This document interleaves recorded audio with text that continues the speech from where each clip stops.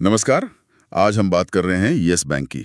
मंगलवार को बैंक की एक अहम बोर्ड मीटिंग होनी है और उससे ठीक पहले शेयर्स में 8% से ज्यादा की गिरावट आ गई। काफी बड़ी गिरावट। हाँ बिल्कुल।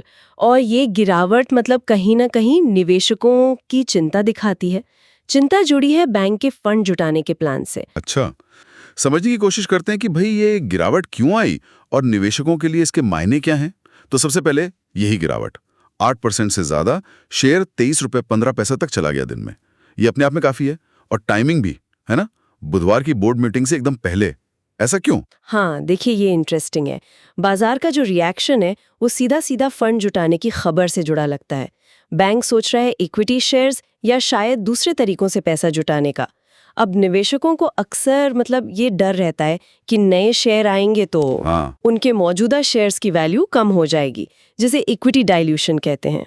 अच्छा, इक्विटी डाइल्यूशन, ओके। हाँ, तो उसी डर से थोड़ी बिकवाली बढ़ जाती है अक्सर। लेकिन बैंक को अभी फंड क्यों चाहिए? पिछली तिमाही तो प्रॉफिट अच्छा था ना। कोई अंदरूनी मुश्किल है क्या? नहीं नहीं, वैसी बात नहीं है, बिल्कुल नहीं। आपने सही कहा। Q4 FY24 में तो बैंक ने 452 करोड़ रुपए का प्रॉफिट दिखाया था, जो पिछले साल के मुकाबले 123% ज्यादा था। हाँ, काफी अच्छा जंप था। जी, तो ये कोई संकट वाली बात नहीं है। ये जो पैसा जुटाना है ये मूलतः भविष्य के लिए है। मतलब क्रेडिट ग्रोथ, लोन ज्यादा दे पाएं, और दूसरा वो जो पुराने फंसे कर्ज है ना, NPAs। हाँ, वो तो एक मसला रहा है यस बैंक के साथ। बिल्कुल, उनको निपटाने के लिए। हालांकि ग्रॉस NPA रेशियो सुधरकर 1.7% हुआ है, जो अच्छा है। अच्छा।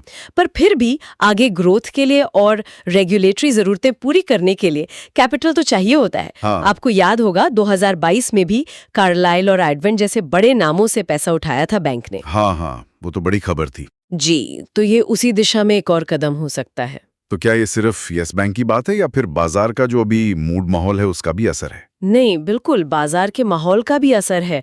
आजकल मार्केट में वैसे भी थोड़ी अस्थिरता सी है, और यस बैंक जैसे मिड कैप बैंकिंग स्टॉक पर इसका असर ज्यादा दिखता है।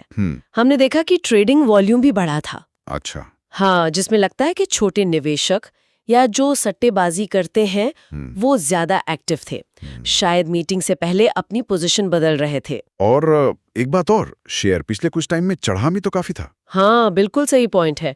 पिछले 3 महीनों में देखें तो शेयर 40% से ज्यादा ऊपर गया था। बाप रे। तो ये भी हो सकता है कि कुछ लोग अब प्रॉफिट बुक कर रहे हों, मुनाफा वसूली। हाँ, वो तो होता ही है। तो ये गिरावट उसका भी नतीजा हो सकती है। जी बिल्कुल। एक तरह का करेक्शन कह सकते हैं इसे। तो कुल मिलाकर निवेशकों को अब आगे क्या देखना चाहिए? मतलब what's the bottom line here? देखिए, सबसे जरूरी बात तो अब अगर हम इसको बिगर पिक्चर से कनेक्ट करें, वो बोर्ड मीटिंग के नतीजे ही होंगे कि भाई कितना पैसा जुटाएंगे, कैसे जुटाएंगे। हाँ, तरीका क्या होगा? हाँ, क्या QIP होगा मतलब बड़े इंस्टीट्यूशनल इन्वेस्टर्स के लिए, या प्रेफरेंशियल अलॉटमेंट होगा कुछ खास लोगों के लिए, और कौन निवेशक आ सकते हैं।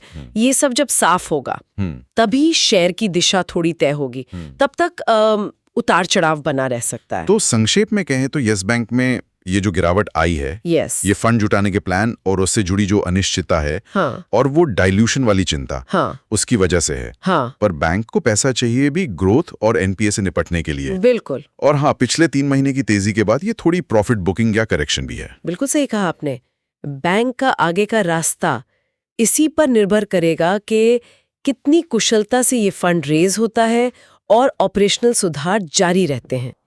यहाँ एक सोचने वाली बात ये भी उठती है कि बैंक अपनी ग्रोथ की योजनाओं और जो मौजूदा शेयर होल्डर हैं, हाँ, उनके हितों में बैलेंस कैसे बनाएगा, ये देखना होगा। निश्चित रूप से ये देखने वाली बात रहेगी। इस चर्चा के लिए बहुत बहुत धन्यवाद।